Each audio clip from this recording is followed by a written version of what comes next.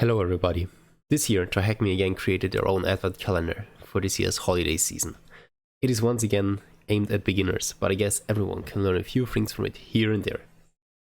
So without further ado, my name is Avocari and it's time to get festive and crack open the fourth window of the TryHackMe Advent of Cyber 2022. Scanning through the snow.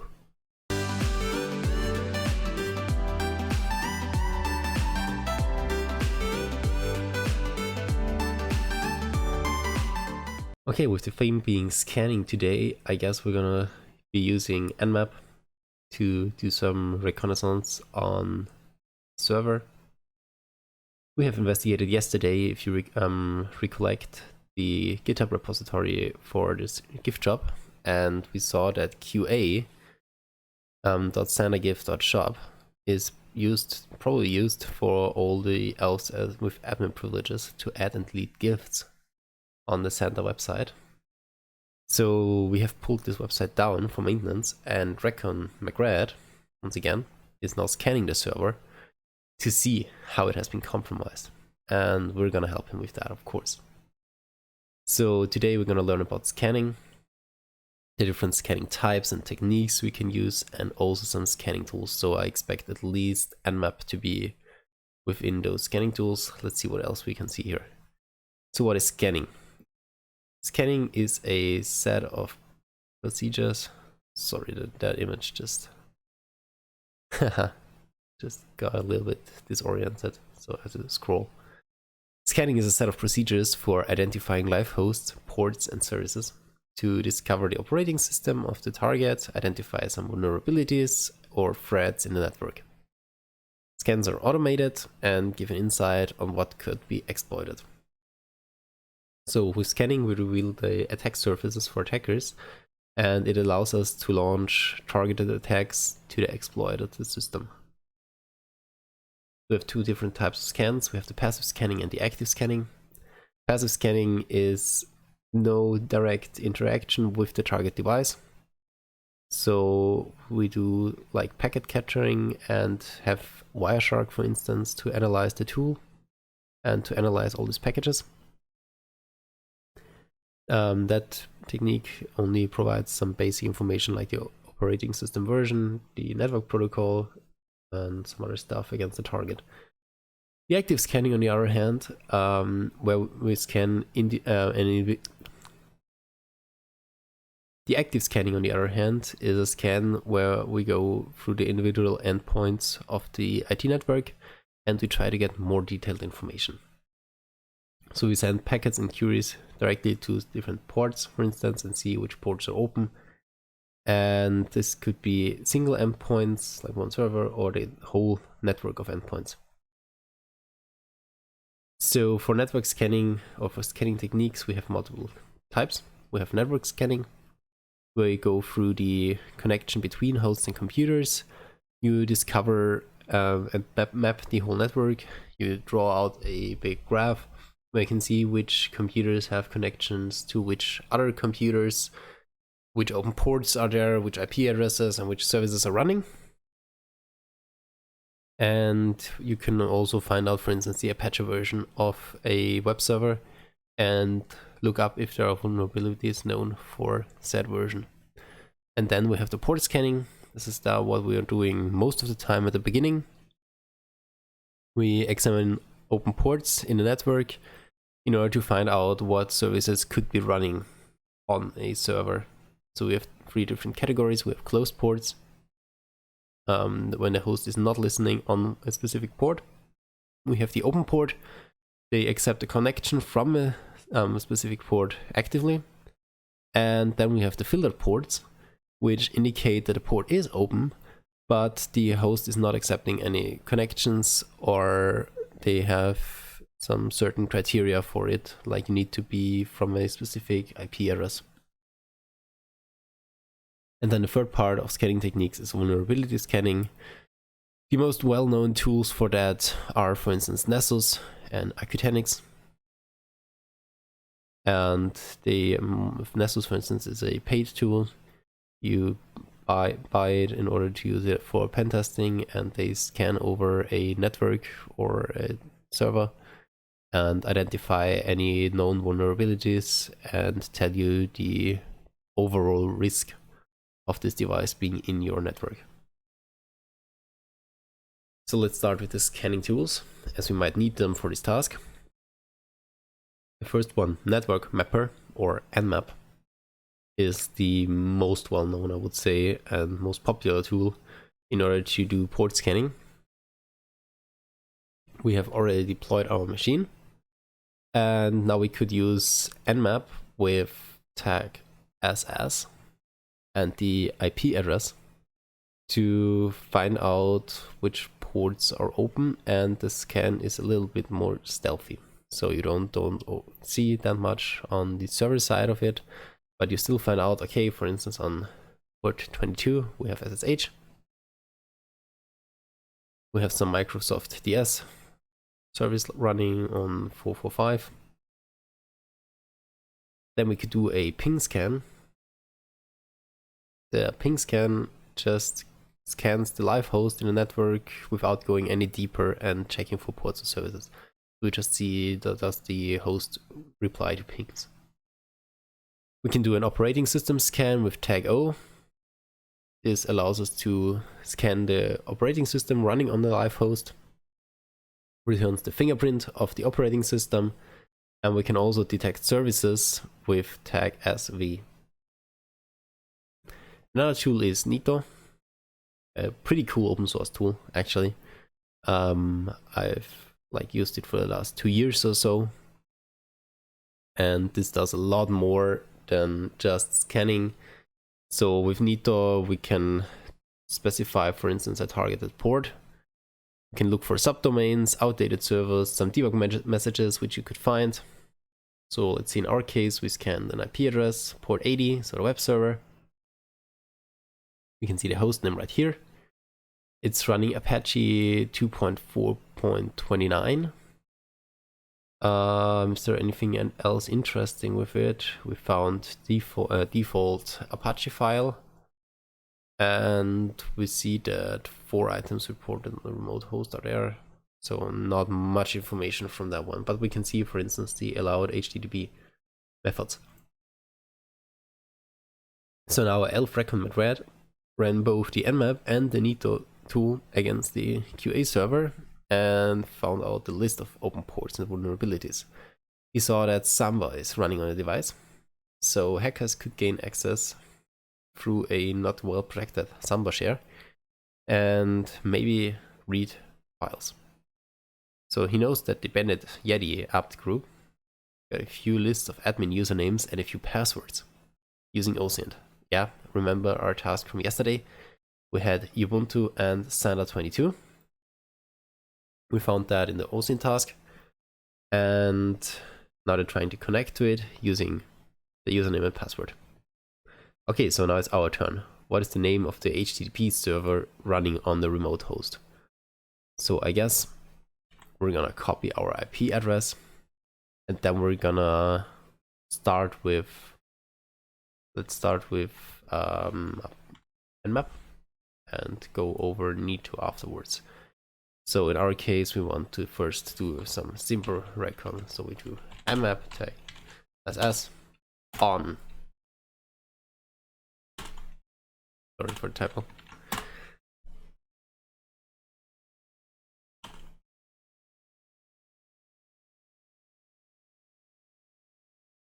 We need root rights for that. Let's do that.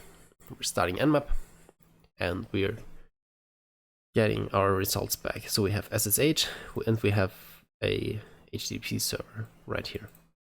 Now we could use Nmap with SV and scan through the different versions and detect the services running.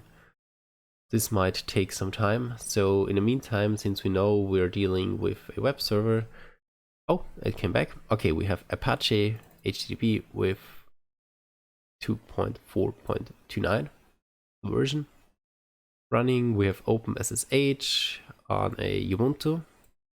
So it's Ubuntu Linux. Make that a little bit larger. We have a Samba share with the workgroup. and the CPE is Linux kernel, so we have some Linux system right here running. It's also known from the Ubuntu result right here. Okay, so let's see if this already helps us answering some of the questions. What is the name of the HTTP server running on the remote host? The name, remember, right here was Apache. So let's copy that out, paste it in, and submit it. What is the name of the service running on port 22? So this is pretty simple. You most likely will need to do a port scan, because generally speaking, SSH is running on port 22, but it's always good to verify. But yes, we are correct. Okay, what flag can you find after successfully accessing the Samba service? Now that's more interesting. We saw Samba is running, so let's use our network connector, connect to the Windows share with the IP address. We have three parts here. We have Samba share. Let's see if we can do anything here. We want to register as Ubuntu with password, what was it, Santa22, something like that. Okay, remember the password for until next and then logout. Okay, let's see. Makes it okay, cool. So let's see if we can now access that in the terminal. Nice work. Let's look at the test file. Okay, there's nothing inside of the test file. And then we go through the second folder, the admins folder, which is most likely more interesting. I'm again gonna open it up in the terminal. That's a little bit easier for me to navigate. We have two files in here, so one flag and one user list. So again, we first do cat flag.txt, Santa DHM Santa Samba server. Nice. So this is probably the flag we're after right here.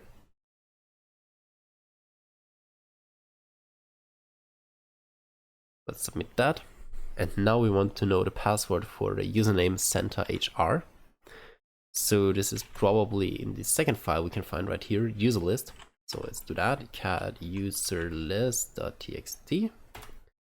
Let's see how many users inside. Okay, not that many. If there would be more users inside, we could again do the same thing we did on day one.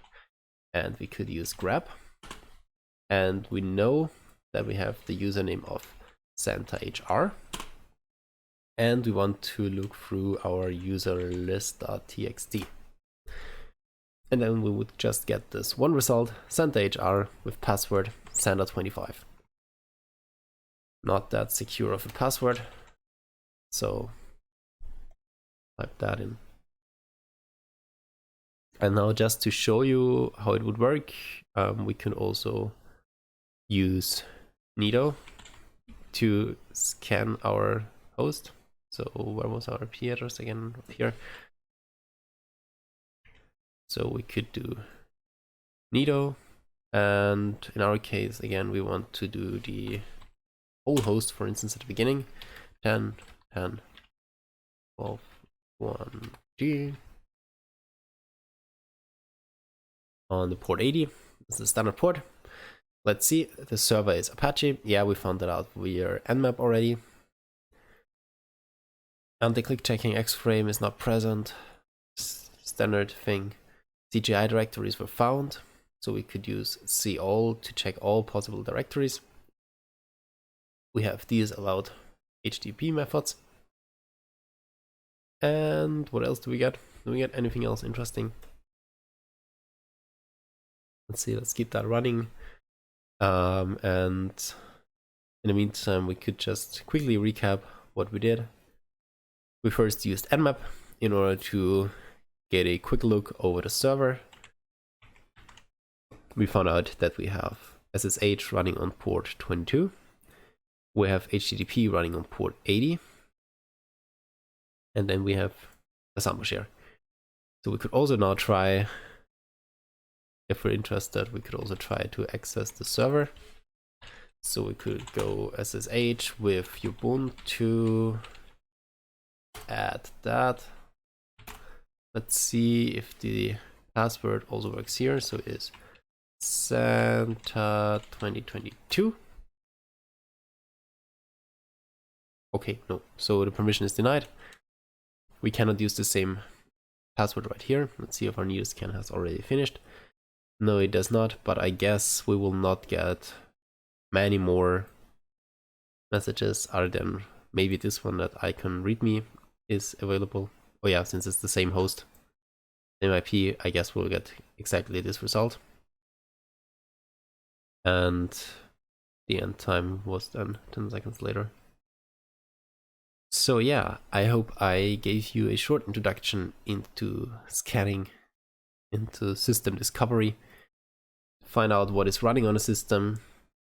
Combining it with other tasks this year is pretty cool because we found the Ubuntu and Sana 2022 passwords in our last task and we tried to use them. Even though they were not specifically stated to be the Samba service passwords for the administrative account, but it still worked out. So yeah, always, if you're doing something like that, always note down every single thing you find because it might be needed in the long run. If we want to learn more about scanning techniques, there is a whole module to Nmap, which you could check out. It tells you everything you need to know about Nmap, goes through the documentation behind it, uses different parameters in order to do advanced scanning. So yeah, Nmap is a pretty cool tool to always have ready when starting to do, for instance, a penetration test on a system. So that's it for the 4th day of Advent of Cyber. Tomorrow we'll continue with day 5, so make sure to stay subscribed and turn on the notification bell in order to be notified once the video is released.